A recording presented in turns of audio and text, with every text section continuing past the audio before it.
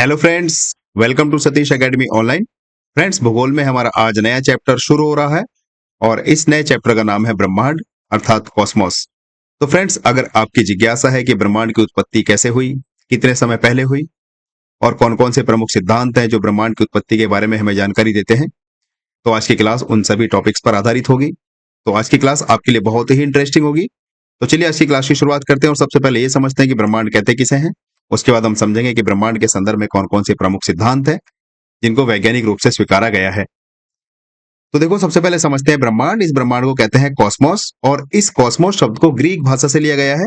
जी हाँ, ग्रीक भाषा से हमने इस कॉस्मोस शब्द को लिया गया है, जिसका अर्थ होता है व्यवस्थित संपूर्ण ब्रह्मांड। क्योंकि ब्रह्मांड को यूनिवर्स भी कहते हैं। यूनिवर्स का मतलब होता है संपूर्ण ब्रह्मांड, टोटलिटी में यूनिवर्स को देखते हैं, लेकिन कॉस्मोस का मतलब होता है व्यवस्थित ब्रह्मांड। तो ये जो ब्रह्मांड है, इसके अंतर्गत देखो सब कुछ आ जाता है, जैसे कि तारे, ग्रह, उपग्रह, आकाशगंगाएं, गैस, धूल, ऊर्जा, यहाँ तक कि स्थान और समय। ये सारे नाम हमें इस ब्रह्मांड के अंतर्गत ही देखने को मिलते हैं। ना सिर्फ नाम, बल्कि मैं ये कह सकता हूं कि हम जो भी कल्पना कर सकते हैं, जितनी भी दुनिया की चीजें हैं, दुनिया छोड़ो, जितने भी हम कल्पना कर सकते हैं, चाहे वो समय हो, चाहे वो स्थान हो, चाहे वो आकाशगंगा हो, चाहे वो तारा, ग्रह, उपग्रह, धूलकण, एक्स वाई जेड, कुछ भी हो, वो सब ब्रह्मांड के अंतर्गत है। तो फ्रेंड्स, मैं आपको ये कल्पना कराना चाहता हूं कि ये जो ब्रह्मांड है वो हमारी कल्पना से परे है। हम ये नहीं बता सकते कि ये कितना बड़ा है। हम आज इसी के संदर्भ में पढ़ने जा रहे हैं। फिलहाल आप इतना समझ लीजिए कि जो भी हम सोच सकते हैं वो सब ब्रह्मांड में है। अब देखो, थोड़ा सा एक जनरल सी जानकारी मैंने आपके लिए यहाँ पर बनाई है कि कॉस्मोस और यूनिवर्स में क्या अंतर है। हालांकि दोनों का मतलब ब्रह्मांड होता है। यूनिवर्स को भी हम ब्रह्मांड कहते हैं और कॉस्मोस को भी ब्रह्मांड कहते हैं। दोनों एक ही अर्थ में प्रयोग किए जाते हैं, लेकिन जो कॉस्मोस है, इसका शब्द, ये जो कॉस्मोस शब्द है, ये व्यवस्था पर बल देता है, अर्थात व्यवस्थित ब्रह्मांड को कॉस्मोस कहते हैं। और जो यूनिवर्स है वो संपूर्णता पर बल देता है, अर्थात टोटलिटी को दर्शाता है। तो संपूर्ण ब्रह्मांड का मतलब होता है यूनिवर्स और व्यवस्थित ब्रह्मांड का मतलब होता है कॉस्मोस। हिंदी में हम इसको एक ही नाम दे देते हैं और वो है ब्रह्मांड। चलिए बात कर लेते हैं ब्रह्मांड की संरचना के बारे में। ब्रह्मांड में क्या क्या आता है, तो देखो, ब्रह्मांड में आकाश गंगाएं हैं, असंख्य आकाश गंगाएं हैं। आकाश गंगा किसे कहते हैं, अगर आप थोड़े बहुत जिज्ञासु हैं तो जरूर हम आगे समझेंगे। फिलहाल आप ये समझ लीजिए कि जो आकाश गंगा है, आकाश गंगा में अरबों खरबों तारे होते हैं। तारे मतलब जैसे कि सूर्य एक तारा है। हमने पिछली क्लास में समझाया, सौरमंडल में सूर्य एक तारा है। तारा उसे कहते हैं जिसके पास खुद का प्रकाश हो, खुद की ऊष्मा हो। तो अब आप सोचिए, एक आकाश गंगा के अंतर्गत अरबों खरबों तारे होते हैं, धूल होती है, गैस होते हैं और बहुत बड़े बड़े विशाल, मतलब ग्रह उपग्रह आदि हम कह सकते हैं कि सब आकाश गंगाओं में होते हैं। तो ब्रह्मांड का हिस्सा है आकाशगंगा। उसी तरह से ब्रह्मांड का हिस्सा है तारामंडल। तारों का एक पैटर्न होता है, जैसे हम खुले आसमान में रात के समय में देखते हैं, असंख्य तारे हमें दिखाई देते हैं। उसी प्रकार ग्रह, जैसे कि हमने पिछली क्लास में जाना, हमारे सौरमंडल में कुल 8 ग्रह हैं और फिर उपग्रह, फिर निहारिकाएं। निहारिकाएं क्या होती है, निहारिकाएं एक बादल के होते, मतलब बादल होते हैं, गैस और धूल के बादल, उनको निहारिकाएं कहते हैं। तो ये सारी चीजें जो मैंने अभी आपको बताई हैं, जो कि शुरुआत करी आकाशगंगा से, आकाशगंगा, तारामंडल, ग्रह उपग्रह, निहारिकाएं, ये सब ब्रह्मांड के अंतर्गत आती हैं।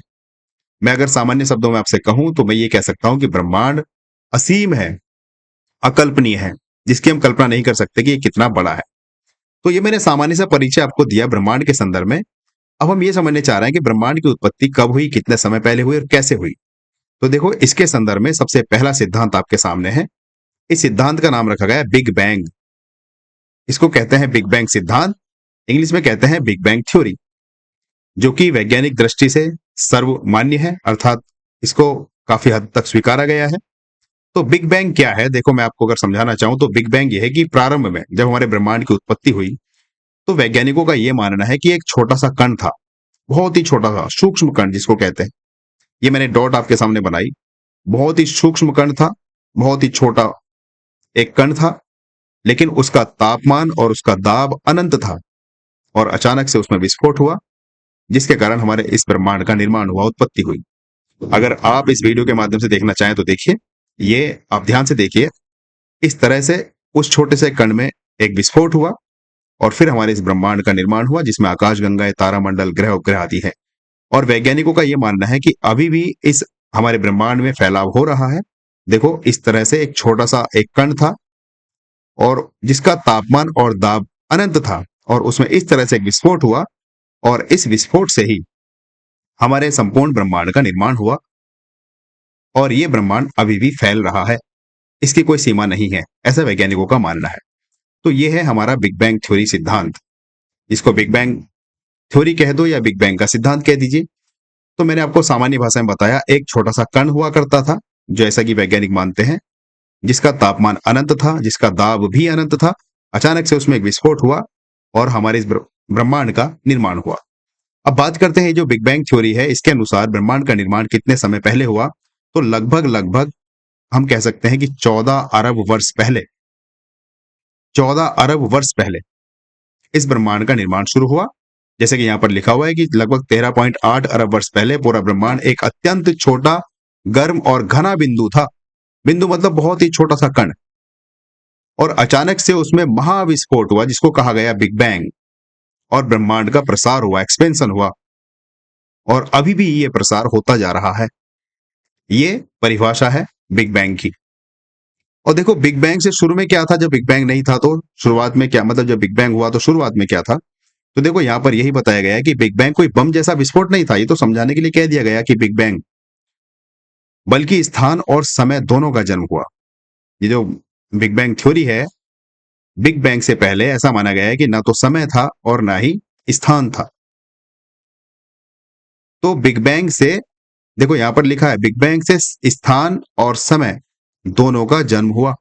अगर आपसे कभी प्रश्न बन जाए कि बताइए बिग बैंग से मुख्यतः किसका जन्म हुआ, तो बिग बैंग से स्थान और समय दोनों का जन्म हुआ। बिग बैंग से पहले ना तो समय था और ना ही स्थान था। बिग बैंग के बाद ऊर्जा और कण बने, जिनसे धीरे धीरे तारे, ग्रह, आकाश गंगाएं आदि बननी शुरू हुई। अगली क्लास में हम जानेंगे कि ये बिग बैंग है, इसके बाद हमारी जो पृथ्वी है उसकी उत्पत्ति कैसे हुई, कितने समय पहले हुई। फिलहाल अभी हम ये समझना है कि ब्रह्मांड के संदर्भ में कौन कौन से सिद्धांत हैं। तो सबसे पहला और सर्वमान्य जो सिद्धांत है वो है बिग बैंग। तो जो बिग बैंग था वो लगभग लगभग 13.8 अरब वर्ष पहले हुआ, और इस बिग बैंग के कारण ही समय और स्थान दोनों का जन्म हुआ। इससे पहले ना तो समय था ना ही स्थान था, और बिग बैंग के बाद ऊर्जा और कण बने, जिससे धीरे धीरे तारे, ग्रह, आकाशगंगा आदि बनी। तो फ्रेंड्स ये था बिग बैंग।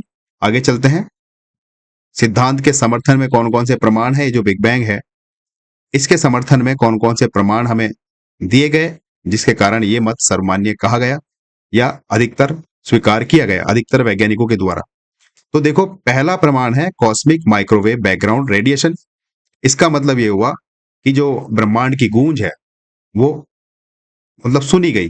देखो 1965 में एक ऑर्नो पेंजियास और रॉबर्ट विल्सन, दो वैज्ञानिक थे, ऑर्नो पेंजियास और रॉबर्ट विल्सन, इन्होंने बिग बैंग की गूंज सुनी।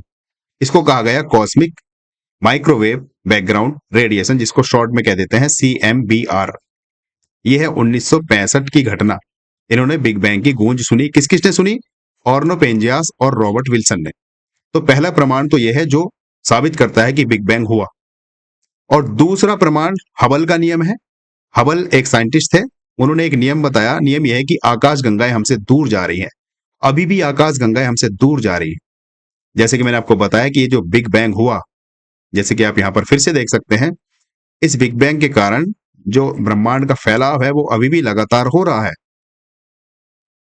तो ये जो नियम है, ये जो हबल का नियम है, इसने यही बताया कि जो आकाश गंगाएं हैं वो लगातार दूर होती जा रही हैं।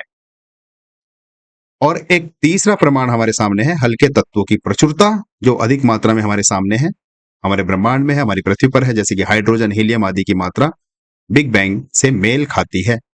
तो ये मुख्यतः तीन प्रमाण हैं जो ये साबित करते हैं कि बिग बैंग का जो सिद्धांत है वो काफी हद तक सही है और सत्य है। अब बात कर लेते हैं प्रमुख बातों की बिग बैंग के संदर्भ में। तो देखो प्रमुख बातें ये हैं, आपको मैंने यहाँ पर 3 पॉइंट में लिखकर बता दिया है कि बिग बैंग के बाद ब्रह्मांड अभी भी फैल रहा है। पहली प्रमुख बात तो यह है। और इस बिग बैंग का या ब्रह्मांड का कोई केंद्र नहीं है। दूसरी बात मुख्य यह है, इसका कोई केंद्र नहीं है, ये हर जगह से फैल रहा है। जैसे कि आप बार बार इस वीडियो में देख सकते हैं, मैं आपको इसलिए दिखा रहा हूं ताकि आप जो मैं कह रहा हूं वो बात समझें। ये जो ब्रह्मांड है, हमारे इस ब्रह्मांड का कोई केंद्र नहीं है, ये हर तरफ से लगातार फैलता जा रहा है। तो ये प्रमुख बातें हमारे इस बिग बैंग के संदर्भ में है। और अंतिम बात यह है कि समय के साथ साथ तारे, ग्रह और जीवन उत्पन्न हुए बिग बैंग के बाद। बिग बैंग का मतलब हिंदी में है महाविस्फोट। तो संक्षेप में अगर आपको याद रखना हो इस बिग बैंग के संदर्भ में, तो आपको ये याद रखना चाहिए कि बिग बैंग का मतलब हुआ ब्रह्मांड की शुरुआत हुई। कब हुई? 13.8 अरब वर्ष पूर्व से हमारे ब्रह्मांड का निर्माण हुआ। समय और स्थान का जन्म हुआ। फैलाव अभी भी जारी है ब्रह्मांड का। और वैज्ञानिक प्रमाण है, जैसे कि यहाँ पर मैंने आपको शुरुआत में बताया, CMBR जिसको शॉर्ट में कहा, हवल का नियम, और हल्के तत्व जैसे कि हीलियम, हाइड्रोजन आदि। तो फ्रेंड्स, ये बहुत ही प्रमुख सिद्धांत हमारे सामने बिग बैंग, जिसको कहते हैं बिग बैंग सिद्धांत, जो सर्वमान्य है। ये एक प्रमुख सिद्धांत था जो हमें बताता है कि ब्रह्मांड का निर्माण कब हुआ और कितने समय पहले हुआ। अब बिग बैंग के बाद बात तो नहीं कहना चाहिए, मतलब बिग बैंग के अलावा हमारे पास एक और सिद्धांत है जो हमें बताता है ब्रह्मांड की उत्पत्ति कैसे हुई। वो है इमैनुअल कांट का सिद्धांत। और इन्हीं के सिद्धांत में एक और वैज्ञानिक हुए जिनका नाम था लाप्लास। तो दोनों का नियम हम जोड़कर पढ़ते हैं, कांट लाप्लास सिद्धांत कहते हैं इसको। तो फिलहाल हम एक साइंटिस्ट हैं जिनका नाम है इमैनुअल कांट, जो 1724 में उनका जन्म हुआ और 1804 तक उन्होंने इस मतलब जिए। 1804 में उनकी मृत्यु हुई। एक जर्मन दार्शनिक थे जिनका नाम था कांट। तो कांट ने 1755 में एक नियम दिया या एक पुस्तक लिखी। उस पुस्तक का नाम था general natural history and theory of the heavens. इस पुस्तक में इन्होंने कहा कि जो निहारिका है, अर्थात निहारिका सिद्धांत दिया। निहारिका क्या है अभी हम बात करेंगे। निहारिका सिद्धांत इन्होंने दिया और निहारिका सिद्धांत से ही इन्होंने ये दर्शाने की कोशिश की कि हमारा जो ब्रह्मांड है वो निहारिका सिद्धांत के कारण उत्पन्न हुआ। अभी हम इसका परिचय जानना है कांट का, अभी हम समझेंगे कि निहारिका सिद्धांत क्या है। तो देखो 1796 में पियरे साइमन लाप्लास, इनका पूरा नाम था पियरे साइमन लाप्लास, अर्थात शॉर्ट में कह देते हैं लाप्लास। लाप्लास ने इनके इस सिद्धांत को और विकसित किया। कौन सा सिद्धांत? निहारिका सिद्धांत। और इसी कारण चूंकि लाप्लास ने इनके सिद्धांत को आगे बढ़ाया और इन दोनों वैज्ञानिकों के जो सिद्धांत है, कांट का और लाप्लास का, इन दोनों को मिलाकर हम कह देते हैं कांट लाप्लास सिद्धांत। अब बात करते हैं सिद्धांत की प्रमुख बातें क्या है। क्या कांट ने कहा, क्या लाप्लास ने कहा? तो देखो, सिद्धांत की प्रमुख बातों में से पहली बात यह है कि हमारे सौरमंडल की उत्पत्ति एक विशाल गैसीय बादल से हुई, जिसको कहा कांट ने निहारिका। एक विशाल गैस का बादल था, एक विशाल गैस का बादल, जिसको कांट ने निहारिका कहा और कहा कि हमारे संपूर्ण ब्रह्मांड या सौरमंडल, हमारे जो सौरमंडल है उसकी उत्पत्ति निहारिका से हुई। निहारिका का मतलब हुआ गैस का बादल, बहुत विशाल गैस का बादल। और ये बादल गर्म, घूमता हुआ और गैस धूल से भरा हुआ था। धीरे धीरे बादल ठंडा हुआ और संकुचित होने लगा। संकुचन के कारण घूर्णन गति और बढ़ी, जिसके कारण एक चपटा चक्र जैसे हमारे जो ग्रह है वो बनते चले गए, जिसको डिस्क बोलते हैं, उस टाइप के हमारे ग्रह बनते चले गए, गोल इस टाइप के। और बीच का जो हिस्सा था, जो निहारिका है, उसका जो बीच का हिस्सा था वो अधिक हिस्सा लेकर सूर्य बन गया और किनारों के पदार्थ से ग्रह, उपग्रह, धूमकेतु, क्षुद्र ग्रह आदि बने। अगर आपको अभी नई बात क्लियर है तो देखो, मैंने आपके लिए एक यहाँ पर वीडियो निकाली है। वो वीडियो आपके सामने ये रही, एक सेकेंड, यहाँ पर निहारिका वाली देखो। यहाँ पर आप जो कांट है और जो लाप्लास है, उन्होंने ये कहा कि शुरुआत में एक विशाल गैस का बादल था, आप यहाँ पर देख सकते हैं।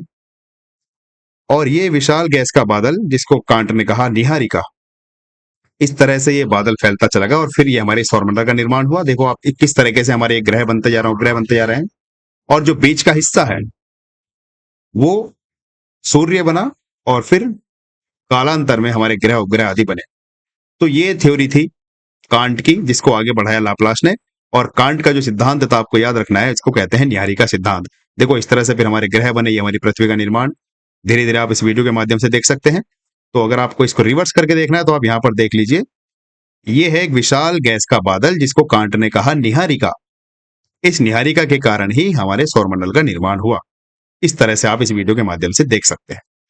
तो फ्रेंड्स, मैंने पूरी कोशिश की है इस वीडियो के माध्यम से, ताकि आपको समझ में आए कि निहारिका सिद्धांत क्या है।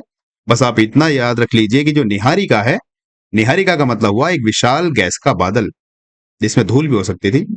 उस विशाल गैस के बादल से सौरमंडल का निर्माण हुआ, ऐसा कांट और लाप्लास दोनों का मानना है। देखो और प्रमुख बिंदुओं की बात करते हैं, इस सिद्धांत के अकॉर्डिंग क्या क्या प्रमुख बातें हम समझ सकते हैं। तो यह सौरमंडल की उत्पत्ति का पहला वैज्ञानिक सिद्धांत था, निहारिका सिद्धांत जिसको कहा। और किसने दिया निहारिका सिद्धांत? ये दिया कांट ने। बाद में विज्ञान ने इसे संशोधित किया, क्योंकि कुछ ग्रहों की गति, कोणीय संवेग आदि इससे पूरी तरह नहीं समझाए जा सकते थे। तो बाद में इसको कुछ संशोधन भी किया गया इसमें। लेकिन आधुनिक सौर निहारिका सिद्धांत की जो नींव है वो यहीं से पड़ी। जो कांट का निहारिका सिद्धांत है, आधुनिक सौर निहारिका सिद्धांत की जो नींव है वो कांट के इसी सिद्धांत से पड़ी। और आगे मैंने आपको इसको बताया, कांट के इस नियम को आगे बढ़ाया लाप्लास ने, इसलिए हम इसको इस सिद्धांत को जोड़कर बोल देते हैं कांट लाप्लास नियम। देखो, परीक्षा के लिए प्रमुख बातें आपको इस सिद्धांत से क्या याद रखनी है वो मैंने आपके सामने एक लिस्ट बनाकर रख दी है। बात करते हैं सिद्धांत की, तो जो सिद्धांत है वो कहलाता है निहारिका सिद्धांत, जिसको नेबुलर हाइपोथेसिस बोलते हैं। और प्रस्तावक कौन है, किसने सिद्धांत को दिया, तो इस सिद्धांत को दिया इमैनुअल कांट ने, और फिर लाप्लास ने इसको आगे बढ़ाया। कांट ने इस सिद्धांत को 1755 में दिया और लाप्लास ने इसको 1796 में आगे बढ़ाया, अर्थात इस पे और आगे मत अपने रखे और प्रमाण दिए। और मुख्य विचार क्या था इस सिद्धांत का, मुख्य विचार यह है कि घूमते हुए गैसीय बादल, जिनको निहारिका कहा, उनसे सूर्य और ग्रह बने। ये प्रमुख विचार है इस सिद्धांत का। गैस के बादल जिसको निहारिका कहा गया, उसी से सूर्य बने, उसी से ग्रह बने। ये प्रमुख सिद्धांत है जिसको कहते हैं निहारिका सिद्धांत। आधुनिक स्थिति क्या है इस सिद्धांत की, तो देखो आधुनिक स्थिति आपके सामने है। संशोधित रूप में वैज्ञानिकों ने इसको स्वीकार कर लिया है। संशोधित रूप का मतलब हुआ कि भाई पूरा तो सिद्धांत नहीं माना गया, लेकिन कुछ बातें हैं जो स्वीकार की गई है। तो ये था निहारिका सिद्धांत जो दिया कांट और लाप्लास ने। एक और सिद्धांत में मिलता है देखने को, जिसका नाम दिया गया है चैम्बरलिन मोल्टन ग्रह अणु परिकल्पना। चैम्बरलिन मोल्टन ग्रह अणु परिकल्पना। देखो, इसकी पृष्ठभूमि की बात करते हैं तो ये किस किसने दिया, थॉमस चैम्बरलिन और फॉरेस्ट और मोल्टन, शॉर्ट में बोल देते हैं चैम्बरलिन और मोल्टन। इन दो वैज्ञानिकों ने मिलकर एक सिद्धांत दिया जिसका नाम रखा गया चैम्बरलिन मोल्टन ग्रह अणु परिकल्पना। कब दिया, लगभग 1900 के आसपास। और क्या इसका सिद्धांत का उद्देश्य था, उद्देश्य आपके सामने है। इन्होंने अपने सिद्धांत के माध्यम से यह समझाने का प्रयास किया कि सौरमंडल के ग्रहों की उत्पत्ति कैसे हुई। ये चैम्बरलिन और मोल्टन के सिद्धांत के माध्यम से हमें पता चलता है कि सौरमंडल के ग्रहों की उत्पत्ति कैसे हुई। तो इस सिद्धांत के मुख्य विचार कौन कौन से हैं वो आपके सामने है। देखो, जो चैम्बरलिन और मोल्टन का सिद्धांत है उसमें हमें यह कहा गया कि एक समय हमारा सूर्य एक अकेला तारा था। जैसे कांट ने बताया कि जो सौरमंडल है उसका निर्माण हुआ निहारिका से, निहारिका मतलब गैस के बादल। लेकिन जो चैम्बरलिन और मोल्टन है उसने कहा कि हमारा जो सौरमंडल है उसका निर्माण एक अकेले सूर्य से हुआ, जैसे कि शुरुआत में एक सूर्य एक अकेला तारा था। और चैम्बरलिन और मोल्टन ने बताया कि इस सूर्य के समीप एक बहुत बड़ा या विशाल तारा आया, सूर्य के समीप एक बहुत बड़ा या विशाल तारा आया। और लेकिन जैसे सपोज ये हमारा सूर्य है और एक दूसरा विशाल तारा इस सूर्य के समीप आया, और फिर गुरुत्वाकर्षण बल के कारण ये इतना विशाल तारा था जो सूर्य से भी बड़ा था, और इसका गुरुत्वाकर्षण बल लगा, और इस गुरुत्वाकर्षण बल के कारण जो सूर्य है उसका कुछ हिस्सा बाहर की ओर खिंचकर बाहर आ गया। देखो, मैंने इसकी भी वीडियो निकाली है, अगर आपको नहीं समझ में आई बात तो आप यहां पर समझ लीजिए। देखो यहां पर ये एक सेकेंड फ्रेंड, शायद ये नहीं है वो, हाँ ये नहीं है, एक सेकेंड, शायद वो वीडियो मैंने मिस कर दी है। निहारिका सिद्धांत इसमें है, हाँ फ्रेंड्स वो थोड़ी सी वीडियो मिस हो गई है। तो फिलहाल आप इतना समझ लीजिए कि ये जो चैम्बरलिन और मोल्टन का सिद्धांत है उसने इतना कहा कि प्रारंभ में हमारे सामने हमारे सौरमंडल में सूर्य अकेला था, और एक बहुत बड़ा दूसरा तारा, विशाल तारा इस सूर्य के समीप से गुजरा, और उसके कारण गुरुत्वाकर्षण, मतलब जब गुरुत्वाकर्षण बल इस विशाल पिंड का सूर्य पर लगा तो सूर्य की बाहरी परतें खिंचकर बाहर आ गई।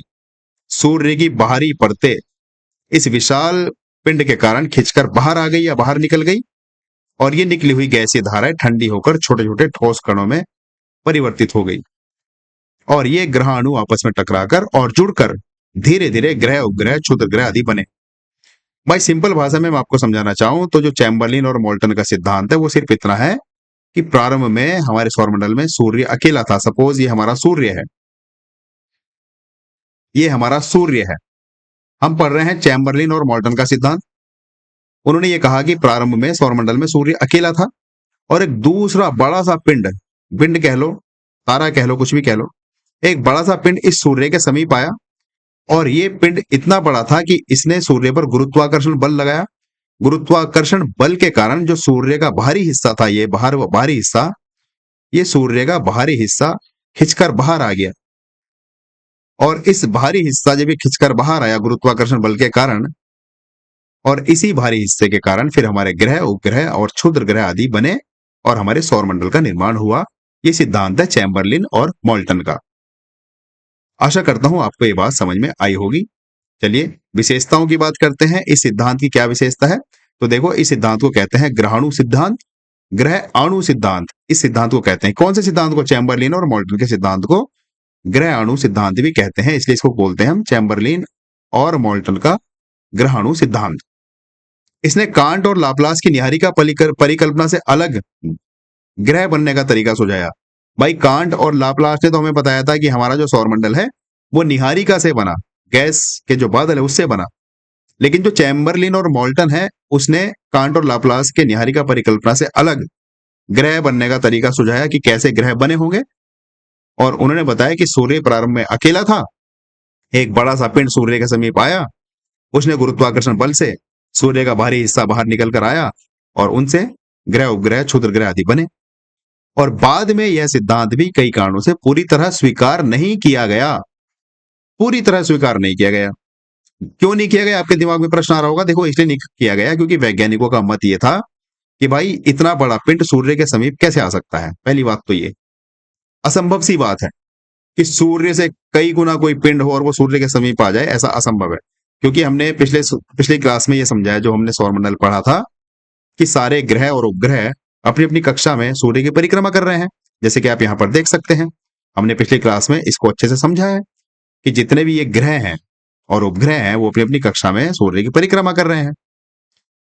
तो ये जो चैम्बरलिन और मोल्टन का नियम है, जिसने ये समझाया कि ये हमारा सूर्य है, देखो इधर ये केंद्र में सूर्य है, और जो चैम्बरलिन और मोल्टन है, ये देखो हमारा एक केंद्र में सूर्य है। उसने ये कहा, चैम्बरलिन और मोल्टन ने, कि एक बहुत ही बड़ा पिंड सूर्य के समीप आया।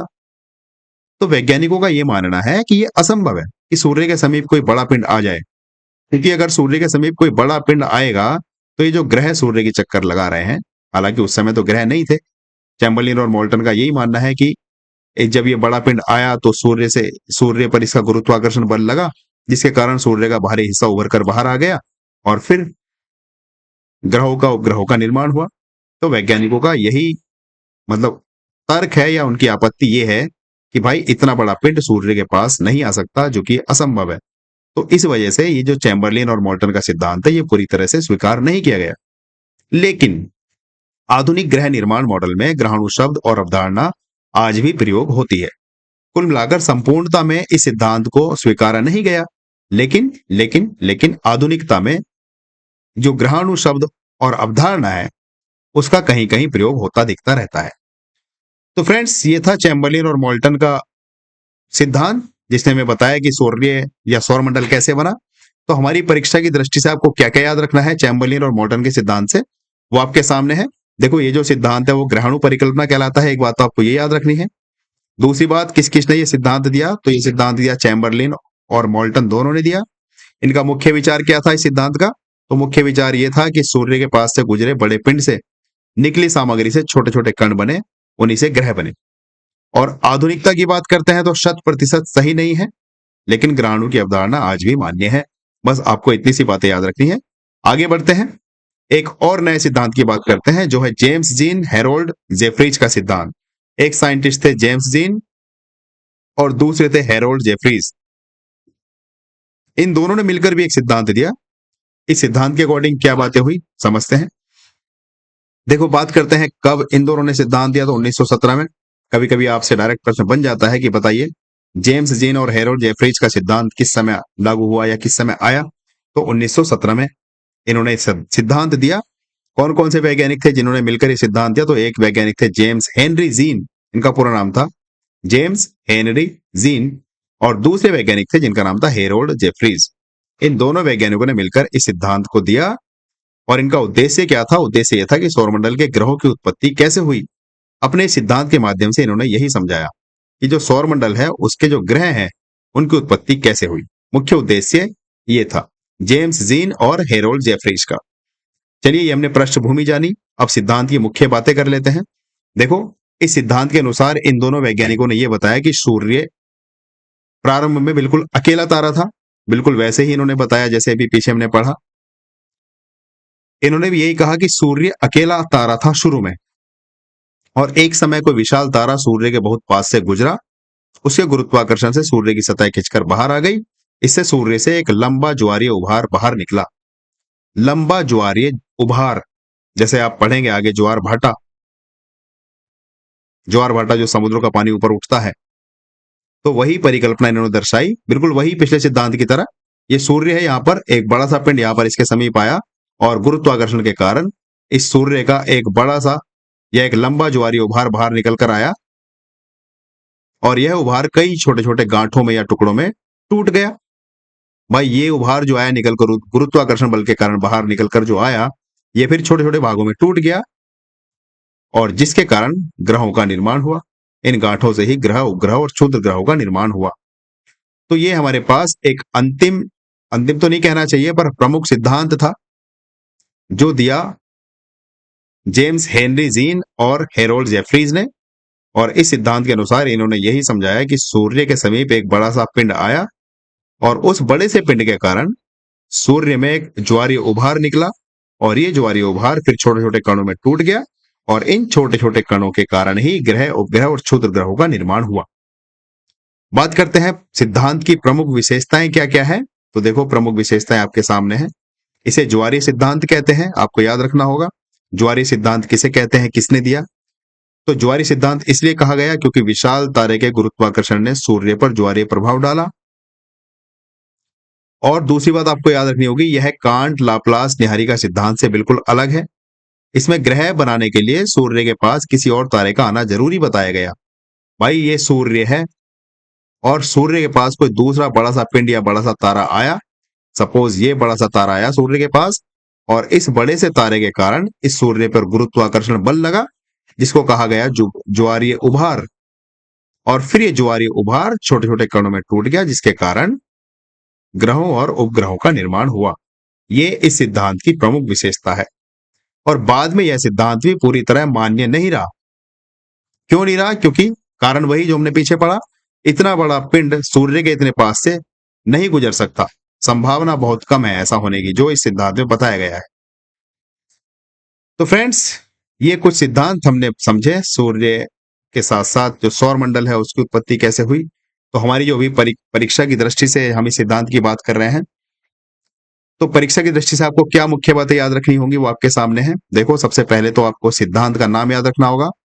सिद्धांत का नाम है ज्वारीय सिद्धांत। किसने दिया? ये दो वैज्ञानिकों ने मिलकर दिया, एक तो जेम्स जीन और दूसरे वैज्ञानिक है हेरोल्ड जेफरीज। इन दोनों ने मिलकर इस सिद्धांत को दिया। और इस सिद्धांत का मुख्य विचार क्या था? तो देखो, मुख्य विचार आपके सामने है। किसी विशाल तारे के पास से गुजरने पर सूर्य से निकली सामग्री से ग्रह बने, ये इनका मुख्य विचार है। आधुनिक स्थिति क्या है इस सिद्धांत की, कितना स्वीकार किया गया? तो देखो, आधुनिक स्थिति हमारे सामने है कि पूरी तरह स्वीकारा नहीं गया, लेकिन इतिहास में महत्वपूर्ण है। स्वीकारा क्यों नहीं गया पूरी तरह से? क्योंकि वैज्ञानिकों का यह मानना है कि सूर्य के समीप इतने बड़े पिंड या तारे का आना इम्पॉसिबल है, असंभव है।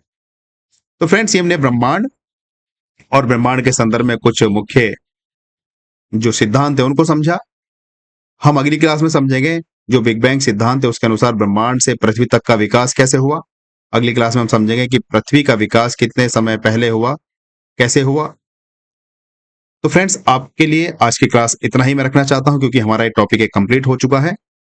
और आपके लिए एक सूचना है, और सूचना यह है कि हम जो टॉप 30 एमसीक्यूज करते हैं आपकी क्लास में, अब हमने अपनी रणनीति बदली है। हम अब क्या करेंगे, टॉपिक वाइज करेंगे। हम अलग से एक सीरीज चलाने वाले हैं, उसमें हम हर सब्जेक्ट के टॉपिक वाइज एमसीक्यूज सॉल्व करेंगे, चैप्टर वाइज। तो अब हमने ये रणनीति बनाई है कि हम अपनी इस क्लास में पूरे टॉपिक को अच्छे से समझेंगे, एक टॉपिक संपूर्ण कंप्लीट करेंगे, और जो हमारे एमसीक्यूज उस टॉपिक से संबंधित होंगे उसको हम अलग क्लास में एक नई सीरीज में बनाऊंगा। एमसीक्यूज, टॉप 30 एमसीक्यूज, हर चैप्टर के जितने भी टॉप 30 एमसीक्यूज बनेंगे सब्जेक्ट वाइज, उसको हम एक अलग सीरीज में पढ़ेंगे। तो फ्रेंड्स, मिलता हूं अगली क्लास में। अगली क्लास में हमारा एक बहुत ही इंटरेस्टिंग टॉपिक होगा, इस बिग बैंग सिद्धांत के अनुसार ब्रह्मांड से हमारी पृथ्वी तक का विकास कैसे हुआ। तो चलिए मिलते हैं अगली क्लास में। और जाते जाते आपसे अपील कि अगर अभी तक आपने हमारा चैनल सब्सक्राइब नहीं किया है तो प्लीज सब्सक्राइब कीजिए। तब तक के लिए बाय बाय, टेक केयर।